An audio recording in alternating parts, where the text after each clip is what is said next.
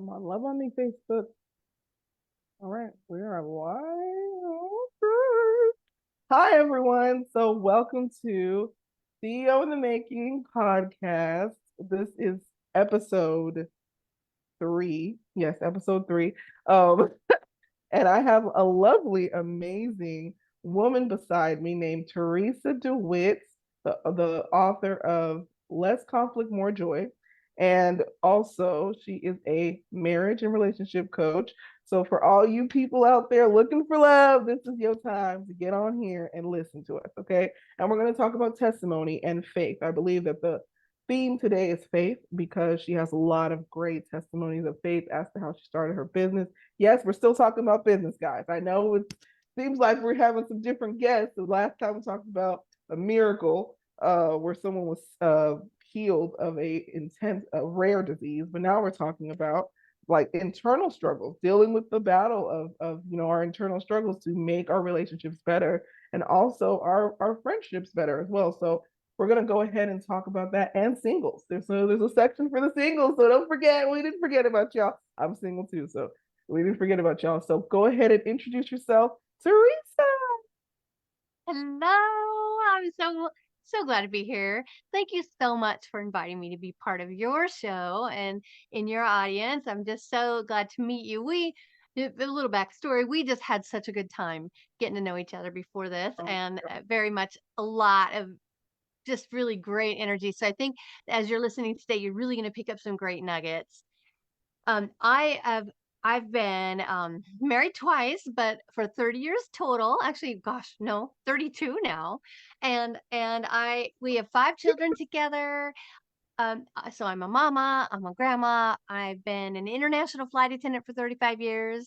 And during all that downtime for flight attendants during COVID, I really was seeking God. I'm like, Lord, what should I do? How can I bless people? How can I serve? And I thought, I need to talk to my kids. I need to talk to them about how to love Jesus and love their partners. And that's when it dawned on me that I should share what have I learned through this journey of marriage, failed marriage, successful marriage. What have I learned? And that's how I came to the write this book, Less Conflict, More Joy. Try to get it out of the ring light I reflection. love it. I love And it. right, and so the Lord just has opened up this kind of fun journey for me. I didn't know that I had a book in me. I just truly didn't know there was one in there. I can And it was definitely pretty. relate to that. I can relate to that because I didn't know I had a business in me either. I mean, I was Mhm. doing creative things, and then the Lord's like, "You're a businesswoman." I mean, first I'm a prophet, praise the Lord, hallelujah, prophet to the nations. But he was like, "You're a businesswoman," you know what I mean? And trust me, I tried to wiggle out of it. I was like, "No, that's not me. No, you know what I mean? I'm just gonna prophesy." No, you're not. You're gonna do and you're gonna prophesy. So I know exactly what you mean. And I love what you said because you were talking about how how you were asking the Lord to serve him. Oh my gosh. I love that because being a flight attendant, and we are going to touch base a little bit on your flight attendant life because that's really cool.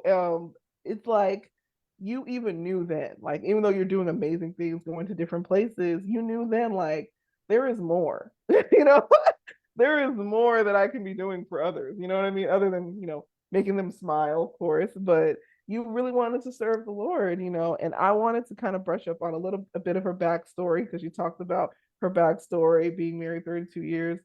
That alone is just wow. I mean, she's been married as long as I've been alive. So, uh, that is really cool. So I wanted to touch base on Theresa. Like, how did you find the Lord? What was your testimony? I mean, I know it, but I want everyone to hear this beautiful testimony on how you actually got committed to the Lord because I know you were raised in the Lord. Right. Well, I was baptized Catholic, went to a Methodist church when I was in middle school, like literally walked there. My parents didn't take me. I didn't think I had a neighbor who took me for a while. When I was I think that was elementary school. In middle school, there was a Baptist bus that would come around and pick us up.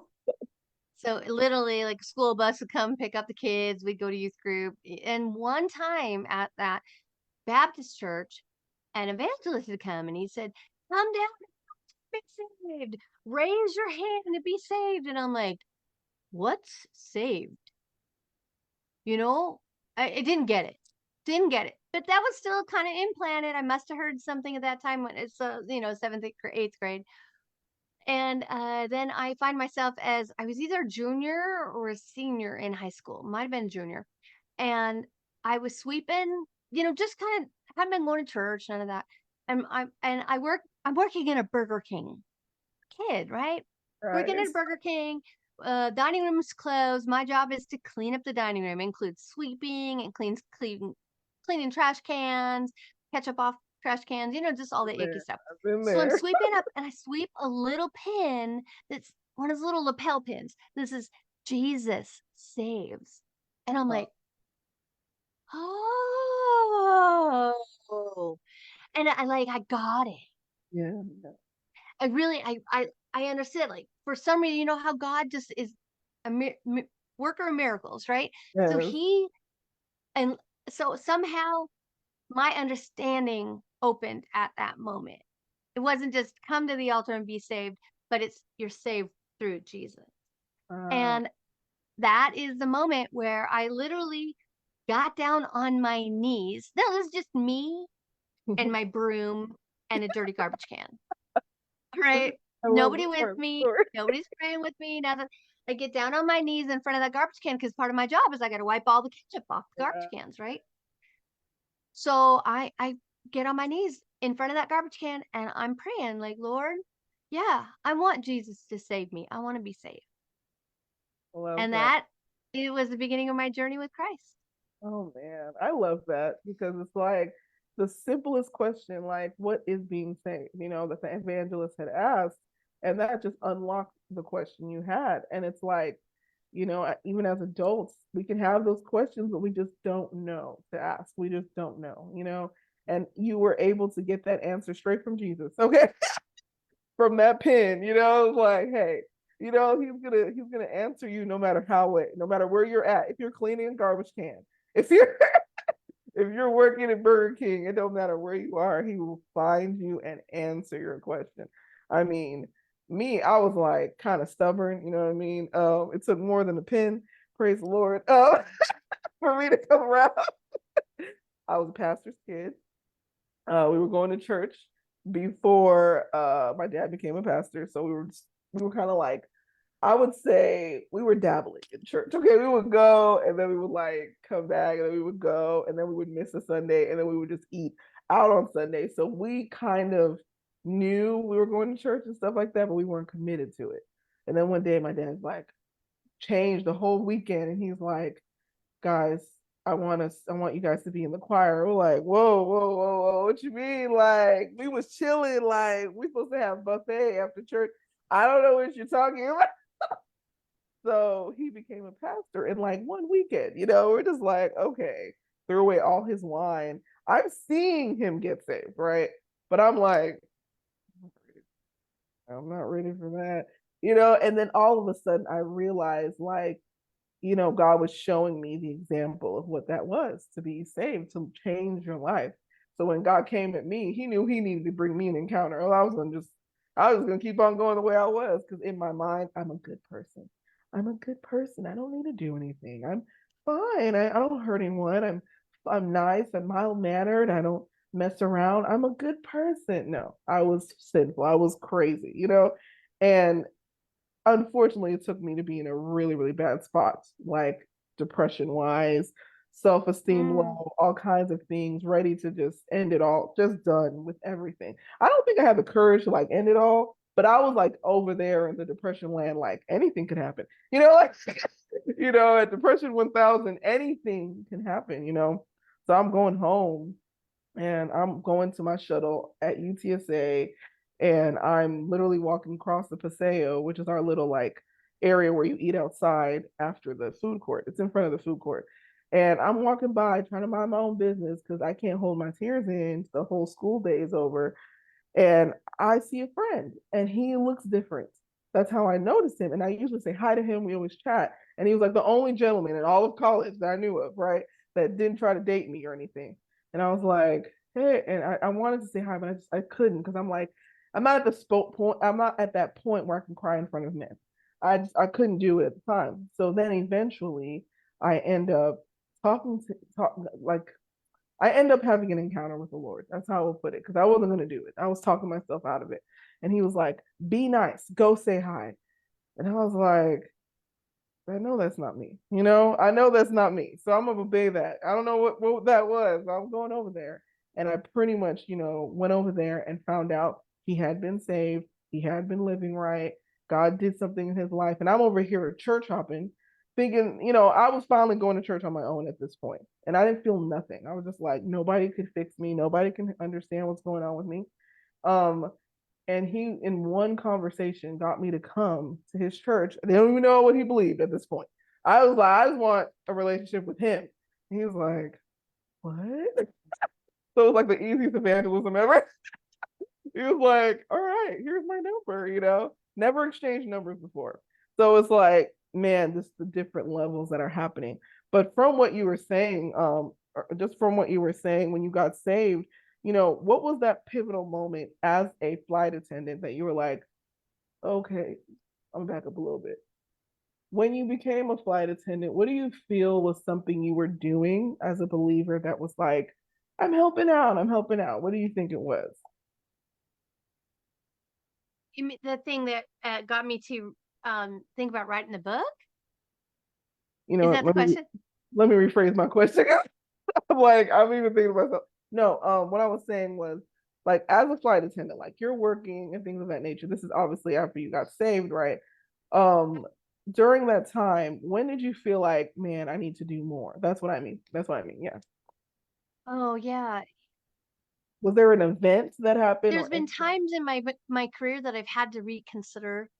I've been flying for 35 years. Right. Long time. Yeah. And there's been a few times during my career where I've had to really take a step back and go, am I supposed to continue to do this? And one Mm. of them was 9/11 for sure. My Oh kids yeah. were little. My kids are little, and I had to find out, am I supposed to keep working and working with people and helping people and putting myself on the line? Right. And I did go back during that time. And then again, COVID. Mm. When COVID and then the skies were completely shut down again, like just like 9/11, for a period of time there was no flying. And during COVID, there was almost no flying. Everything was canceled. There was no passengers. Nobody was flying. Everything was shut down. And those are opportunities for us to kind of reevaluate where we're at. Mm. And I stayed with flying, but I took advantage of that time of not having, like when we would get to our layovers in Australia, we were escorted to our room by guards. We were basically told to stay put for 24 hours, and they brought us food to our rooms. Uh, We weren't allowed to leave. And the same was if we went to China or if we went to Israel, same thing. Weren't allowed to leave. And so I have all that time. Like, what am I going to do with this? And that's when I really started asking, Lord, how can I serve more? Who can I serve? Who oh, would I bless? And that's when I thought, I have 5 kids who are all marrying age. I should tell them basically the best things that I know on how to make a marriage an excellent and beautiful and joyful and wonderful and intimate and lots of connection and great communication. So that's what I did. I came up with 14 different things, very action oriented, that you can learn today, you can apply it tonight and have a better marriage tomorrow. And wow. that's why it's called less conflict, more joy, because that's what we all want in a relationship, Yeah. right? Yes, facts. I mean, I agree because when you were sharing that, I almost came to tears, because the Lord be moving on me, moving on me. And I kept thinking, because you said 9/11 and then COVID, because you had downtime, and sometimes in the hustle and bustle of life, we can't hear him, and I think Hmm. that is so crucial that you share that because it was like a tip like, are you slowing down for the Lord? Are you slowing down to see, hey, what is my purpose here? Am I supposed to be here? Am I supposed to do this? It is going to change the trajectory of your life, but Truly. it's right and put you in a season of like in the wilderness or something like. But it's like that what you were doing is not quite what was supposed to be done in your life, right? Because we get really Mm-hmm. good at things and we get really great at them and we can do them in our sleep. Like I know filing disputes, customer service, I can do that in my sleep. But can Mm-hmm. I do what God has told me to do, what I am meant to do, like He wants me to do it in my sleep? No, and that is the thing that we want. We want to challenge ourselves because there is a part of our life that even though we have a beautiful life, we can still have that moment of like, I need more. I need more. And it's not just us, it's our spirit, saying, I want more. In that Mm-hmm. silence, in that reflective time that you spent after 9/11, my kids, oh my goodness, I didn't think, they're young, different things can make us really start to think about destiny, about our purpose, And I love that you said that because here at CEO in the making, it's all about purpose. One thing I haven't always shared is that not everyone's called to be an entrepreneur. But there are Mm-hmm. people that are, and we shouldn't shy away from it because we don't know how to do something. And I even tell my Mm-hmm. clients, man, if you don't know how to do something, find out how. I came up with this funny thing. It was like a I don't know workbook. And it's literally all the things you don't know. Just write them down. And I would ask like questions in it to help people guide them. What do you think you're supposed to do? How do you do what you're supposed to do? And what are you going to study now that you don't know how to do those things? So it kind of Mm-hmm. like takes out the excuses of, I don't know where to start. Yeah, you do. It's all in that workbook. But it's like that moment is so precious. Because Theresa, what would have happened if you were like, I'll go back to flight attendant after COVID? Like, what would have happened? During COVID, I think during COVID I'm hanging out. I've got all this time off. I think I'll just, binge watch. I'll just Netflix to death. You know, I ended up doing a bunch of Tony Robbins and a bunch of personal development. I because you could go where I was living, we could go out and do things outside, and it was springtime and then summertime, and so I was outside a lot of workouts. There weren't any races. I'm a triathlete, so we didn't have any Oh, races that year, but I definitely was working out and okay. get on my bike But and swimming, running, all that. but that's productive stuff. I mean, you were actually working on yourself because, like you said, it could have been binging. It could have been like a lot of things. And that's what Hmm. ends up happening with a lot of people that are like, man, I'm faced with this crisis. Instead of pushing forward and saying, hey, let me press into that question. Let me go into that and really go into deep in that because I didn't ask that of myself only. I asked that because the Holy Spirit is always around me and in me and always Hmm. wondering, like, is that it? Like for Hmm. me, I don't know. I can't believe I'm saying this on Facebook Live, but the Lord is pressing upon me to do what I need to do. Okay. Do you believe in angels, Theresa? Yes, Okay. absolutely. I'm sorry. Yeah. Hey, not every Christian does. Not, but I mean, they're not like all nice, happy angels. You know, Right. angels are big, powerful And beings there's that are so big, scary, powerful beings, and not.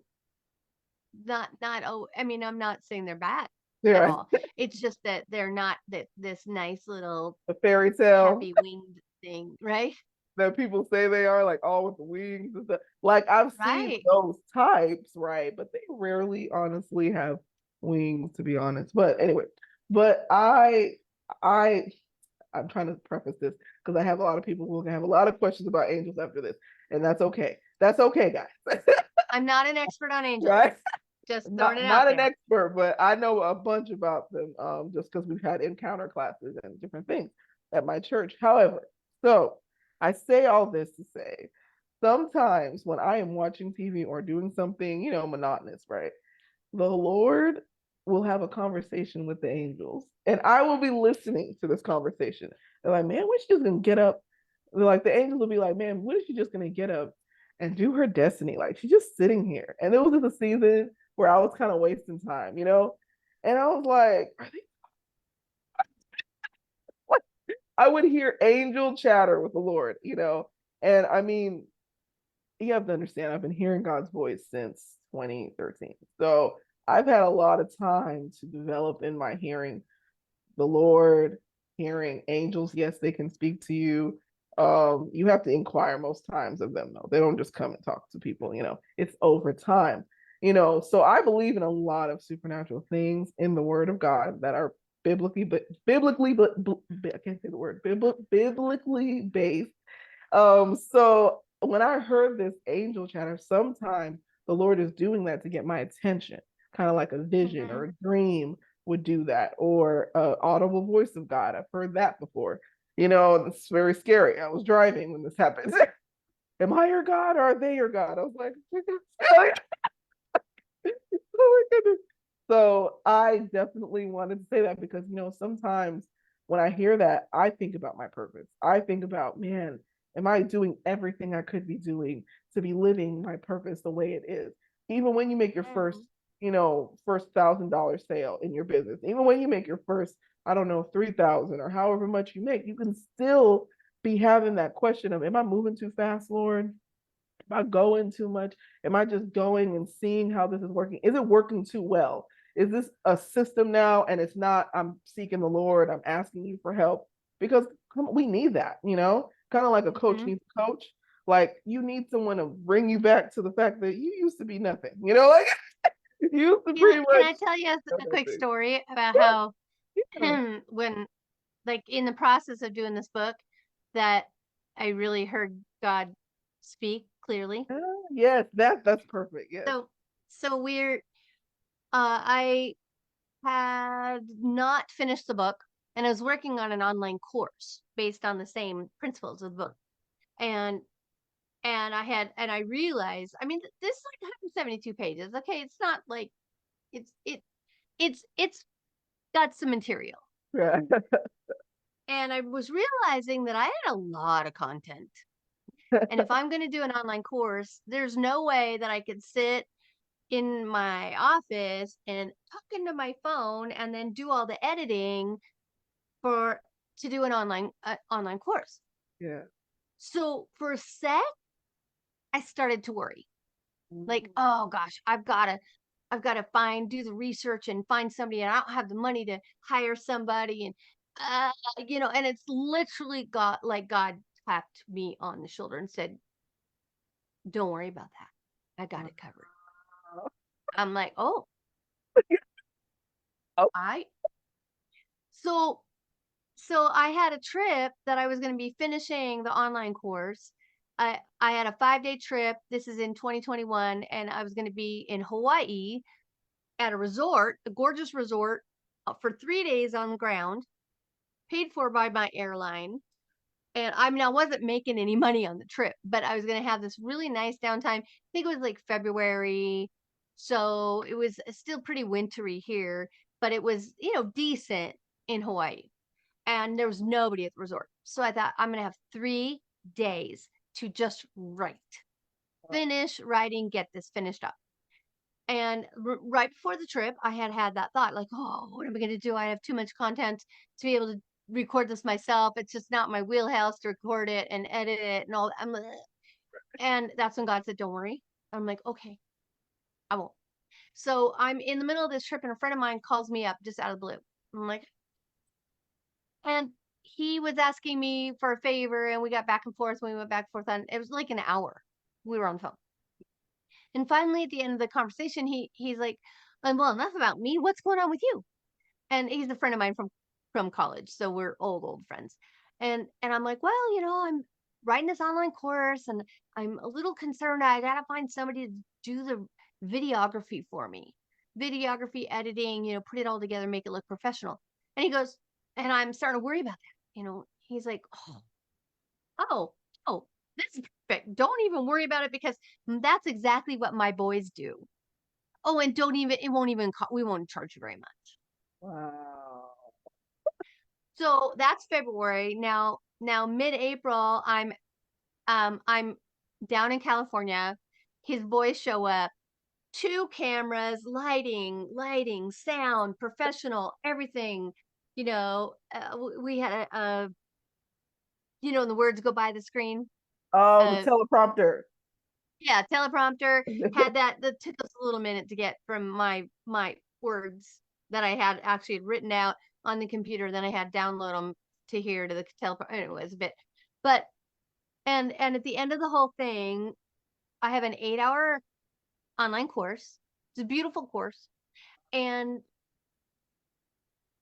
and it took the one of his boys 40 hours in editing to put it all together, make it work. I didn't know And this part of the story yet. total cost, What was the cost? Oh God, that's amazing. See, that's why I the, say today is a faith day.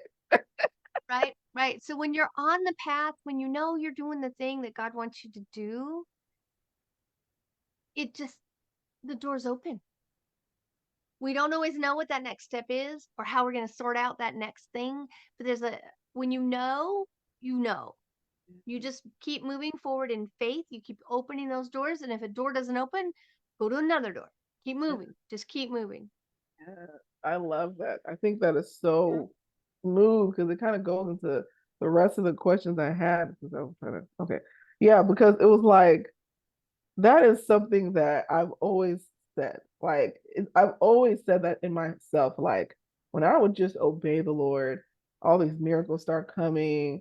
Like when I was moving to Atlanta, because the Lord was like, "You're coming to Atlanta. Like you have 40. I had 40 days basically. I got a word from my apostolic leader at church, and usually when he gives you words, they're directional. And he knows what you're supposed to be doing because he's been praying over you, right? So I'm like, wait, thinking, I don't know what he's gonna say because a lot of people and our leaders are in Atlanta. So I was just like, I haven't heard anything about Atlanta. Getting a little too comfortable, you know what I mean? Like in Houston. And I had my own place and everything. And then one day I got a word about apostolic leaders. And they're like, the Lord told me you have 45 days to get to where you need to get to, and you know what we're talking about, and XYZ, and the word was very detailed, so you could not mix it up. And I was just like, I gotta seek the Lord. Seek the Lord. So I started seeking the Lord so I can hear the same thing. And of course, he confirms everything. And it's so interesting because as I'm doing this, I'm creating this course called I Am Brave. And I haven't officially, sorry, we have some music, guys. I haven't even officially, like, actually been able to do the things that I needed to do to finish everything in I Am Brave. So once I finished I Am Brave, God literally led me to who to contact and who to talk to. And I didn't know if they were going to pay. Okay. He just told me to talk to this person. And they literally told me the Lord said that I need to do this. I was like, okay, what? I'm over here with my spiel, like this is what's supposed to be. This is what's gonna be. And I realized that what she invested, I was able to use to move my life to Atlanta. Like it was amazing. Like that is what I mean by like today is definitely a faith day, because I was just like, man, like this is something that I really, I'm sorry, I'm not ignoring you.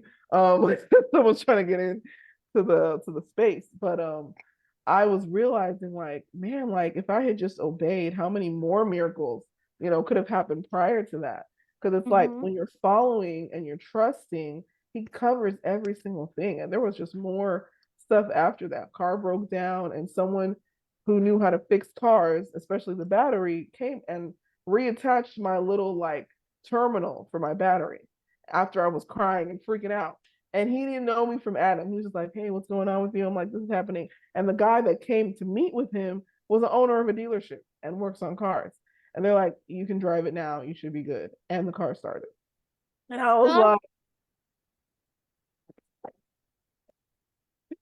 it's crazy. It's like you choose to do this, and then eventually it becomes something that you never saw it becoming. So, so I want you to talk about something I feel is super crucial. What were some of the struggles you had to overcome to become what you are today? What are some things you had to change in your mindset to become what you are today? We have to kind of, I would say that one of the biggest hurdles I had to overcome is needing to be the center of attention. I mean, if that Mm. sounds it, because I'm always the one with the energy. I've got the big ideas. I'm always have a million things going on. I always have so much I can talk about. But I'm learning how to ask questions and then listening to remember Yeah. when you're with other people. When you are a driven person, sometimes that's our kryptonite or our, the thing that we're weak, that shows our weaknesses. Our weakness is not being a good listener, Mm. not being the one to ask the questions. Mm. Now, and here I am 60 years old and I'm still just really honing in on that skill. Mm. So that was one of the things I had to get. I've got a big sign in my office that said Jesus must increase and I must decrease. Oh, I love that. And learning to apply that in my life, learning to what does that look like to me? I must decrease. Mm. And Jesus needs to increase. People need to see Jesus before they see Theresa. Wow. That's amazing. And moving forward in faith first and Theresa second. Yeah, that's amazing. I mean, that's so true. It's like I was actually going to ask you what humbles you about all this, and you pretty much answered the question because it's like, you know, um, you pretty much answered the question because it's like, yes, like what humbles us, what shows us is like as we listen, because I had to learn that as a life coach. Oh my goodness. Active listening. My goodness. I can't tell you how many times I had customers in the beginning be like, that's not what I'm saying. I'm like, you go through this whole spiel and it sounds amazing, and you're like, what? Like, like, Yeah, and I think that's another big part of how I've learned how to be a better person at asking questions is when I'm coaching with women. Is when I'm coaching with women and finding out what's going on in their marriage, really needing to understand so that because I have to listen to understand in order to be able to help. yes, that's so true. And then sometimes while I'm listening, I'm also praying, like, Lord, reveal to me what it is that you want to work on in their life. And how can I be the conduit to help you do the work? So as a Christian, when you're listening, when you're asking those questions and listening to the answers, don't be thinking about what you want to say. Think about, okay, Lord, what am I supposed to hear here? What do I need to know? What are you revealing to me about what's going on in their life that then you can then give them answers? Lord, give me the words with this client. Yes, I think it's so So crucial. really applying our faith in our listening. And it can be the same with you're talking to a girlfriend and instead of just thinking about what you could say in response, you could say, Lord, what do you want to tell her? What is it that you need to reveal to her? And keep continuing to ask those questions like, Lord, what are you wanting to tell me from what am I supposed to know here that I can then pray about or encourage Yeah. or discourage? Right. Exactly. Exactly. I love that. Or discouraged. Because sometimes it's not always, yeah, girl, yeah, you're doing a great Yes. job. It's Sometimes it's like, oh, maybe that's a bad plan. yes. Do you see where that's going? Yes. That is so crucial. I love that. There were so many tips in that. It was amazing. That was like a wheelhouse. Are y'all writing this down? Okay. I'm just playing. No, but for real, I feel that is the truth, because like when I started listening, I even read some counseling books just to get a little bit more compassion, just a little bit more compassion. And it helped me understand, man, what's Hmm. their goal? What's my client's goal? I'm listening with a purpose now, like now I'm listening with the purpose of what does she want out of her life? Like, man, I just want to get back to being me. I want to get back to taking care of myself. I need some self care. Like they'll tell you, but because we're not listening, we won't hear it, you know? And we're like telling them, oh, try this, do this, read this, all this. And she's like, no, that's not what I'm here for. And it makes a difference in your sales, which you know what I mean by that. It makes a huge difference in your sales, because they're like, you're selling me what I already want. It's not a sale, that's not a sale, you know what I mean? It's like, okay, here you go, But it's like now we're speaking the same language. We're talking in the same direction. I don't have to force you to do what you said you wanted to do already. So I love that you said that because that is exactly what anyone has to do in order to increase, of course, a relationship, marriage as well. It's like you beginning to listen to that person and really get something out of it and really ask yourself, how are they receiving me too? And I had to Right. learn to break things down as I teach because I can be so theatrical with my stories that they forgot there was any principles taught. And they're like, I had fun, but what were we talking about? Wow, I'm having a ball. I'm like crying like from laughter, just but I don't know what we were talking about. So I had to learn to break it down and ask them to teach me what I just taught them. Hmm. They're like, oh, okay. Now you gotta be awake. You gotta be more alert. It's like, oh yeah. So what you said was it was this. And I love this because we keep bouncing off of each other. But it's like I think that one of the greatest things that we have to learn in even in life is like listening for what God is saying. And I think that's a big Hmm. deal of this because I can't seem to get off of this topic. But it's like listening for what he's saying not only changed your life, but allowed you to be more present in your family's life, Hmm. allowed you to have the path that you were meant to have. And then Right. allowed allowed you to have a path that you enjoy. I'm sure you enjoy what you do. So it's like I think in this moment, and I think just to close out would be great if you just give a little bit of tips to couples and singles as to what to do to start dating, but for the couples, what they need to start doing to stop killing each other. Okay. Just Well, a I quick think three there's tip three thing. kind of integral parts of a relationship that you need to focus on. So first of all, it's connection. That you're doing things together, you're spending time together, you're talking, you're walking, you're in life together, right? You're not just like he's here and you're over here and you're just never connecting. So connection is huge, and making sure that on if not daily but at least weekly basis, you're taking time to connect. You're sitting at the dinner table without your devices and you're talking. Dinners at the dinner table are huge. No TV, no phones, just the two of you or a family with the kids and whoever. Just you have to have a no device policy when you're having dinner.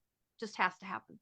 Uh, um, so connection is number one, and trying to find shared interests, date nights, doing fun things together, remembering what it was like to date and continuing to do that, investing some energy, mental energy, some time into being creative with your dates with your partner, doing stuff.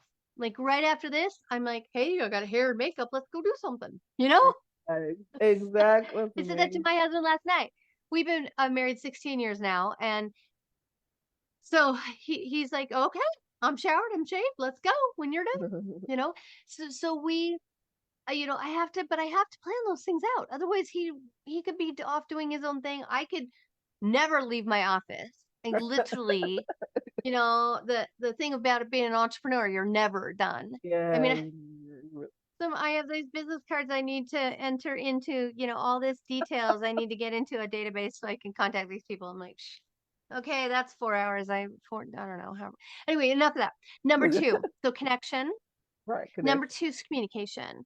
And that is kind of with connection. So I won't even, I guess I'm repeating myself.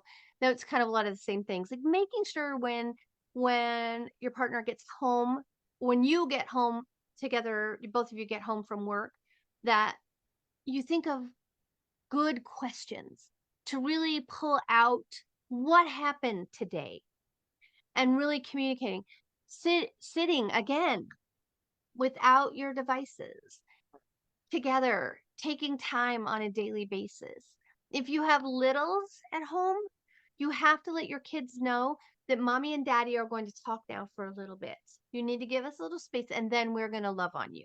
And just develop a habit of coach time. This where you get a chance at the end of the day because our kids need to see us connecting. They need to see us communicating. They need to see us loving on each other.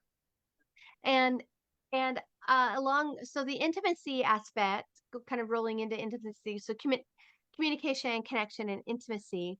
The intimacy aspect, it's not only sex, okay? It's a million things.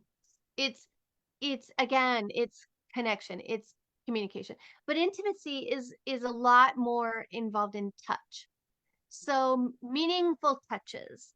It could be a hand on the shoulder when you're listening, or a hand on an arm while you're listening to your partner tell Really? you something that's important to them. Looking in them in the eyes, body language stuff. It it's also um those long hugs. A 20-second or 10 to 20-second hug. And it's about the 15-second mark that you both kind of let out a breath of air. It's like, because that's you're releasing Yeah. that cortisol. Those endorphins are filling you with where you're just more relaxed and happier. And those hugs are so critical to staying really connected. The hugging, the touching, the massages, showers together, all that stuff, especially as you roll on in your marriage, as the children become more and more demanding of your time,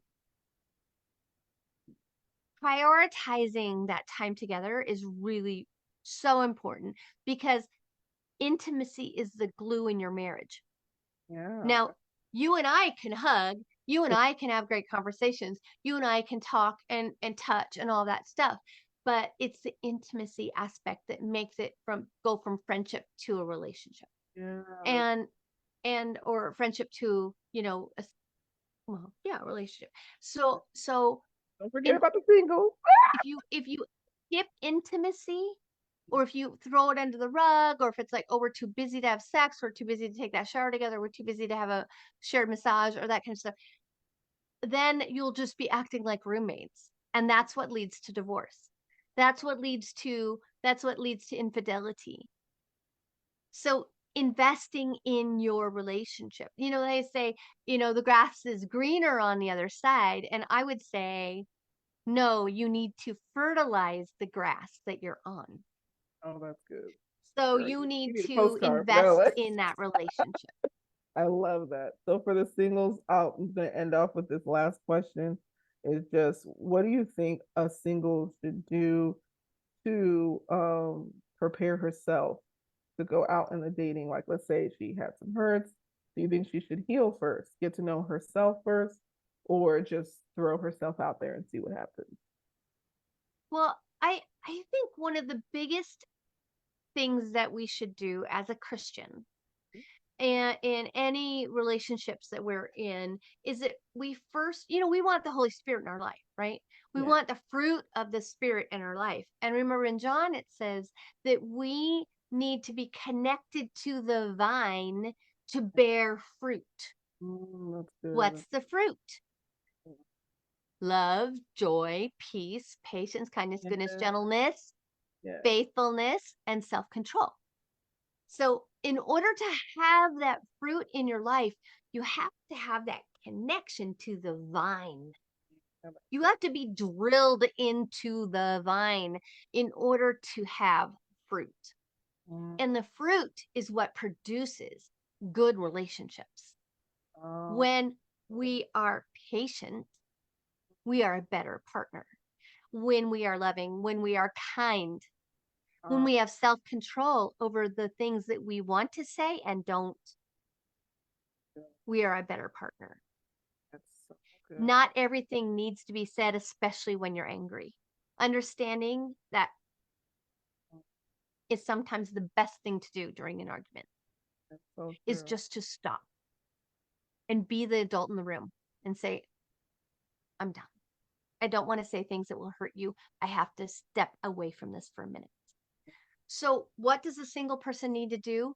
Get connected to the vine That's so that your life is bearing fruit, and then you will be so much more attractive as a human being that is and so so good. much more ready to be a partner and share life because you first are connected to the vine of God.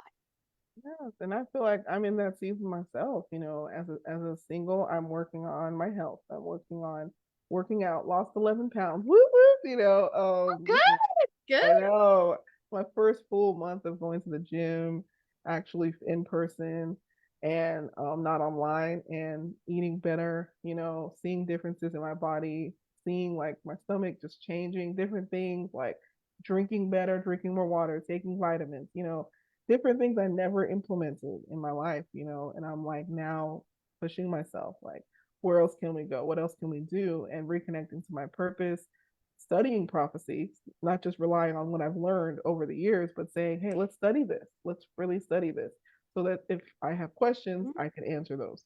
And it's like you said, it makes you more attractive when you attractive when you're connected to the vine, because we love Jesus because he actually exudes all of those things.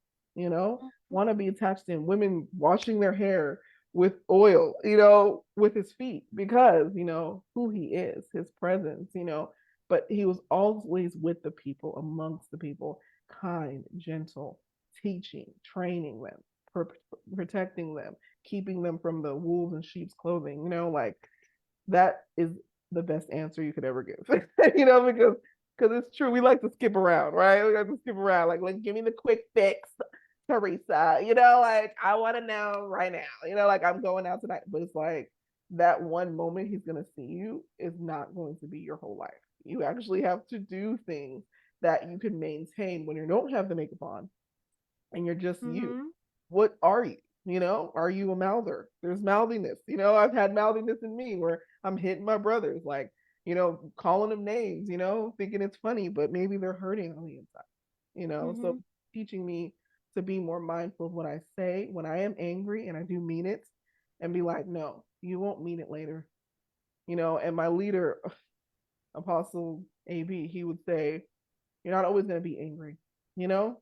So what are you going to do when you're not? And you did this. It's permanent. These words are so permanent. So thank you so much for coming. I left a link below for you to connect with Theresa. If you want to fix your marriage or relationship today, it's at joyfullymarried.com. Yep, that's a great place. Or if you want to, right here on Facebook, Mhm. for those of you, I know this is going live to Facebook Yes. right now, but also for those of you who are just listening, I have a Facebook group. It's called Less Conflict, More Joy. It's the same. It's the same as my book. Okay. You kind of see it, Less Conflict, More Joy, right there. And see, here I Yeah. am. Love that. Anyway, come join my group. Less Conflict, More Joy. It's free. It's private. So, and I do trainings in there. I also have, you can follow Joyfully Married on Facebook. That's my bigger kind of just my business group. And again, I have trainings and Right. postings and things like that in there. You can grab the book on Amazon, Less Conflict, More Joy. It's $20. I have an ebook that's cheaper. So Yeah. there's those options. Yes. And you can always just I do coaching. If Yeah. you are struggling in your marriage, if you are this close to divorce but you don't want to get divorced, I'm your girl. Yes. I'm going to give you I've got I'm working on a group coaching program that I'm not doing yet, but I absolutely can do one-on-one with you. I'm doing on June 19th. I locally here in North Idaho in Coeur d'Alene, I'm doing a 4-hour seminar workshop, what I'm calling it a recharge event. We're going to recharge your marriage, and it's going to be 4 hours where you're going to go through all the things that you could be doing on a daily basis, and then you're going to write them down. You're going to come up with a 21-day plan that you are going to then plug into your calendar on your phone. And so every day you'll have a reminder. Okay, today I'm going to hug my husband. Tomorrow I'm going to ask him great questions.